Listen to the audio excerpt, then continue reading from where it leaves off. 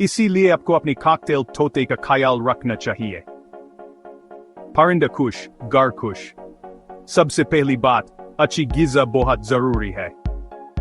ताज़ा फल, सब्जियां और अच्छी क्वालिटी का पेलेट मिक्स रोजाना उनकी खुराक में शामिल होना चाहिए। पानी हमेशा ताज़ा और साफ रखें। अब बात करते हैं एक्सरसाइज और खेल कूद की।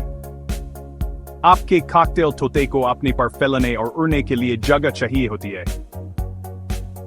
उन्हें दिन में कम से कम 1 घंटे के लिए पिंजरे से बाहर निकालने दें।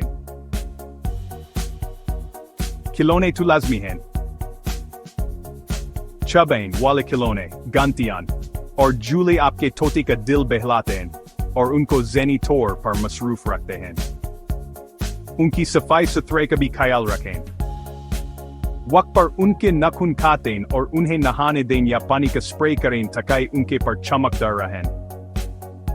और आखिर में लेकिन बहुत अहम, प्यार और तवज्जो। अपने तोते से बातें करें, उन्हें छोटी मोटी ट्रिक्स सिखाएं और उन्हें महसूस कराएं कि वो घर का हिस्सा हैं। तो ये लीजिए,